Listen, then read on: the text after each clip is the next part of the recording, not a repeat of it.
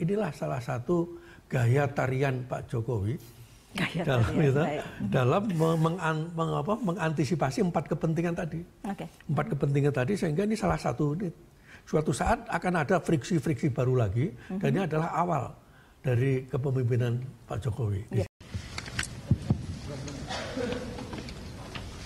Assalamualaikum warahmatullahi wabarakatuh.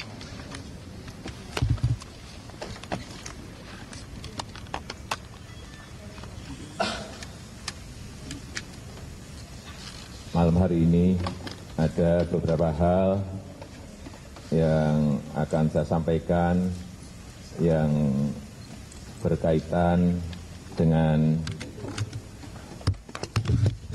Polri. Berhubung Komisaris Jenderal Polisi Dr. Andes Budi Gunawan, SH, MSI,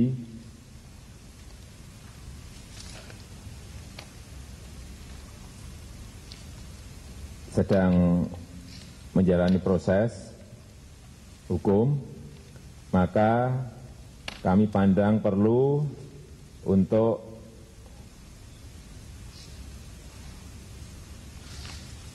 menunda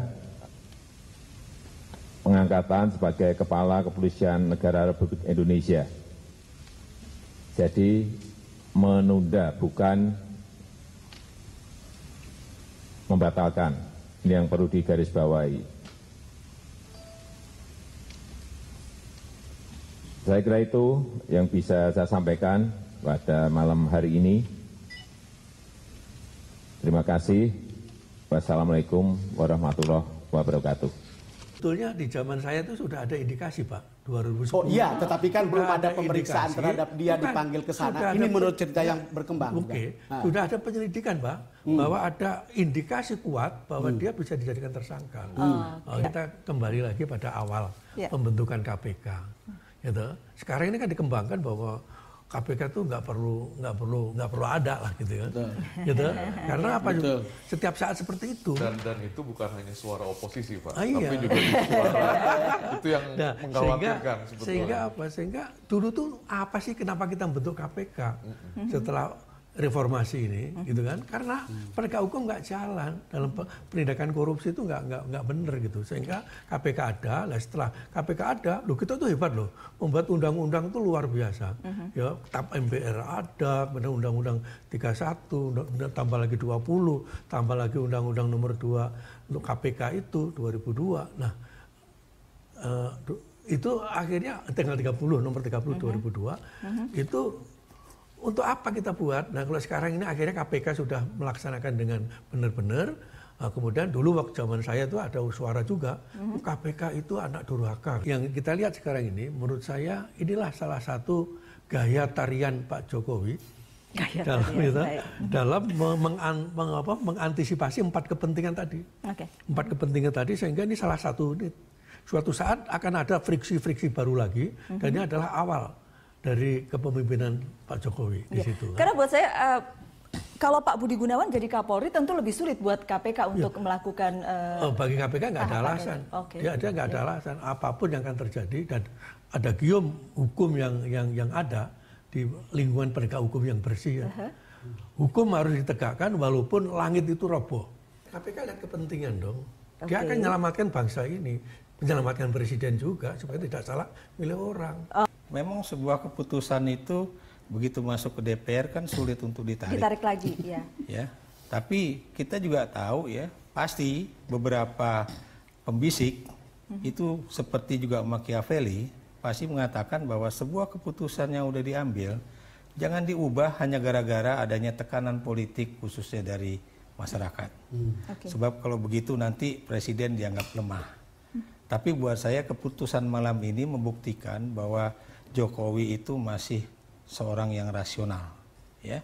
Jadi dia berpikir karena dia tidak menjalankan keputusan yang sudah dibuat oleh DPR, tapi justru menjalankan yang lain, ya.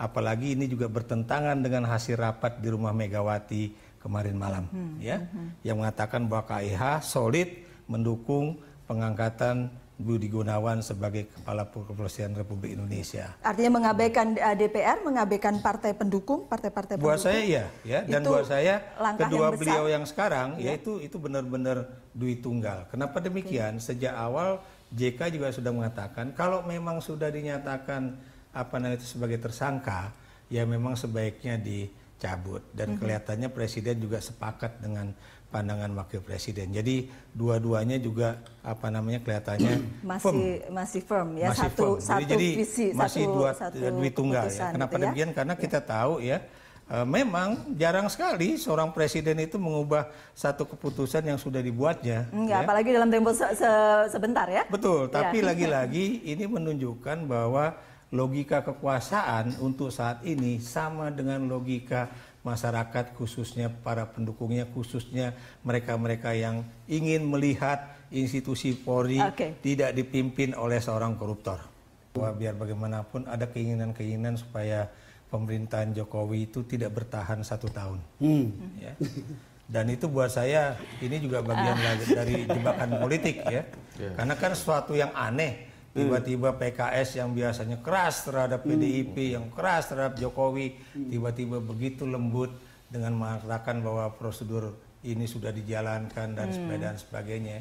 Demikian KMP yang biasanya juga keras terhadap KIH, itu seolah-olah bermanis-manis ria. Tapi kan Anda tahu kan, kalau saya misalnya politisi dan Anda politisi, kalau saya kemudian senyum-senyum dengan Anda, baik-baik dengan Anda, belum tentu saya ingin mendukung Anda. Bisa. Sejak awal berdiskusi dengan teman-teman, saya kira kalau Presiden Jokowi ngotot melantik Komjen Budi Gunawan, saya kira jelas-jelas dia melanggar sumpah jabatannya yang menyatakan bahwa saya Presiden Republik Indonesia akan menjalankan Undang-Undang Dasar, Undang-Undang dan segala ketentuan seluruh-seluruhnya.